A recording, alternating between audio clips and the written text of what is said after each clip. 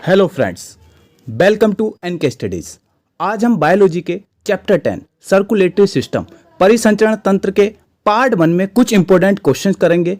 बाकी बचे हुए इंपॉर्टेंट क्वेश्चंस नेक्स्ट पार्ट में करेंगे, जो आरआरसी ग्रुप डी और अदर कम्पिटिटिव एग्जाम की दृष्टि से अति महत्वपूर्ण हैं, जो अब तक की परीक्षाओं में बार बार रिपीट हुए हैं। चैनल पर नए हैं तो चैनल को सब्सक्राइब करें और बेल आइकन के बटन को प्रेस करें। जब नेक्स्ट वीडियो अपलोड हो तो उसका नोटिफिकेशन आपके पास आ जाए। तो आगे चलते हैं। अब हम ये सर्कुलेटरी सिस्टम का डायग्राम है, ये हार्ट का डायग्राम है। क्वेश्चन नंबर 1 क्या कह रहा है? क्वेश्चन नंबर 1 कह रहा है रक्त में बनाने वाले ऊतकों और उसके विकारों से संबंधित शाखा को क्या कहा जाता है? तो क्या कहा जाता है? हिमेटोलॉजी कहा जाता है। क्या कहा जाता है? Haematology. Option D is correct answer हो जाएगा इसका। हृदय प्रणाली में मुख्य रूप से 3 घटक होते हैं। पहला रक्त, हृदय और रक्त वाहिकाएं, ये 3 होते हैं। क्वेश्चन नंबर 2 रक्त में सीरम क्या है? तो रक्त में सीरम क्या है? क्वेश्चन नंबर 2 इसमें बताना। तो रक्त में सीरम होता है, बी ऑप्शन हो जाएगा, प्लाज्मा माइनस फाइब्रिनोजेन होता है। क्या होता है? प्लाज्मा माइनस फाइब्रिनोजेन होता है। एक्सप्लेनेशन देख लेते हैं। प्लाज्मा रक्त का तरल हिस्सा है। प्लाज्मा कैसा हिस्सा है? रक्त का एक तरल हिस्सा है। नेक्स्ट क्वेश्चन पर चलते हैं। क्वेश्चन नंबर 3 क्या कह रहा है? रुधिर में जीवाणुओं आदि को कौन नष्ट करता है?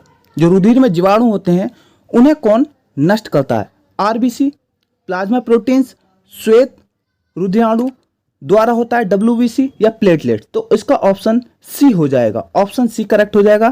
श्वेत रुधिराणु द्वारा होता है, डब्ल्यूबीसी। इसकी एक्सप्लेनेशन देख लेते हैं। सी ऑप्शन करेक्ट है इसका। वे वायरस, बैक्टीरिया और अन्य बाहरी आक्रमणकारियों से लड़ने के लिए आपके रक्त प्रवाह के माध्यम से बहते हैं, जो आपके स्वास्थ्य को खतरे से बचाते हैं। Question number 4। क्वेश्चन नंबर 4 कह रहा है मनुष्य के लाल रुधिर कोशिकाओं का जीवन काल कितना होता है? मनुष्य में जो आरबीसी होती हैं, रेड ब्लड सेल्स कहते हैं इन्हें, आरबीसी को, लाल रुधिर कोशिकाएं, इनका जो जीवन काल होता है वो कितना होता है? तो वो होता है 100 से 120 दिन होता है। ऑप्शन ए करेक्ट हो जाएगा। क्वेश्चन नंबर 5 कह रहा है कौन से श्वेत रुधिर अणु संख्या में सबसे अधिक होते हैं? तो कौन से होते हैं? न्यूट्रोफिल होते हैं। ऑप्शन डी इज करेक्ट हो जाएगा। कौन से होते हैं? न्यूट्रोफिल होते हैं। आगे चलते हैं, आगे देखते हैं। न्यूट्रोफिल सबसे ज्यादा होते हैं। तो न्यूट्रोफिल जो होते हैं वो सबसे ज्यादा होते हैं, जो आपके श्वेत रक्त कोशिकाओं को 55 से 70% तक बनाते हैं। जो हमारे पास डब्ल्यूबीसी होती हैं इनको 55 से 70% बनाते हैं। क्या? न्यूट्रोफिल। क्वेश्चन नंबर 6 एंटीबॉडीज होते हैं। तो एंटीबॉडीज क्या होते हैं? प्रोटीन्स होते हैं। क्या होते हैं? प्रोटीन्स होते हैं antibody. Option C correct. Antibody को इम्यूनोग्लोबुलिन भी कहा जाता है। क्या कहा जाता है? इम्यूनोग्लोबुलिन भी कहा जाता है। क्वेश्चन नंबर 7 मनुष्य का औसत रक्तचाप ब्लड प्रेशर होता है। तो मनुष्य का जो ब्लड प्रेशर होता है, रक्तचाप होता है, वो कितना होता है? वो होता है 120/80 होता है। ऑप्शन डी करेक्ट हो जाएगा। एक्सप्लेनेशन में क्या है? धमनियों में रक्तदाब की 2 अवस्थाएं होती हैं। पहले को प्रकुंचन दाब मतलब सिस्टोलिक प्रेशर कहा जाता है, जो 120 mmHg होता है, तथा दूसरे को शिथिलन दाब डायस्टोलिक प्रेशर 80 mmHg कहते हैं, जो 8। क्वेश्चन नंबर 8 देखते हैं। रुधिर में श्वेत रक्त कोशिकाओं की अत्यधिक मात्रा को क्या कहा जाता है? अगर रुधिर के अंदर जो डब्ल्यूबीसी होती है उनकी मात्रा अत्यधिक हो जाती है तो उसे क्या कहा जाता है? ल्यूकेमिया कहा जाता है। ऑप्शन बी करेक्ट हो जाएगा।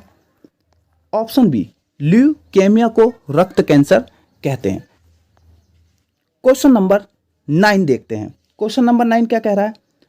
9 कह रहा है हमारे पास कि रक्त को थक्का बनने में फाइब्रोनोजेन को फाइब्रिन के परिवर्तन में भाग लेने वाला एंजाइम है। तो कौन सा एंजाइम है जो भाग लेता है? वो है थ्रोम्बिन। कौन सा? ऑप्शन सी, थ्रोम्बिन इसका राइट आंसर हो जाएगा। आगे देखते हैं। रक्त को थक्का बनाने की प्रक्रिया एक जटिल रासायनिक प्रक्रिया है। तो रक्त को थक्का बनाने की प्रक्रिया एक कैसी है? जटिल रासायनिक प्रक्रिया है। 10, सांप को काटने से सबसे पहले शरीर के किस अंग पर असर पड़ता है? तो जब सांप काटता है तो शरीर पर कौन सा अंग प्रभावित होता है? तो वो होता है रक्त परिसंचरण। ऑप्शन सी करेक्ट हो जाएगा।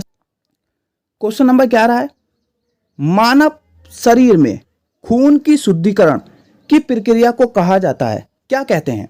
तो क्या कहते हैं? डायलिसिस। क्या कहते हैं? डायलिसिस कहते हैं। क्वेश्चन नंबर 12, क्वेश्चन नंबर 12 है हमारे पास, यदि पिता का ब्लड ग्रुप ए और माता का ब्लड ग्रुप ओ है तो निम्न में से कौन सा ब्लड ग्रुप उनके बेटे में मौजूद हो सकता है?